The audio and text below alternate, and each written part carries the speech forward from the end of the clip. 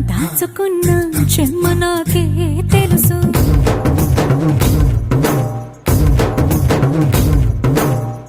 కోరమీసం రుబ్బుతున్న రోషమే నీకు తెలుసు.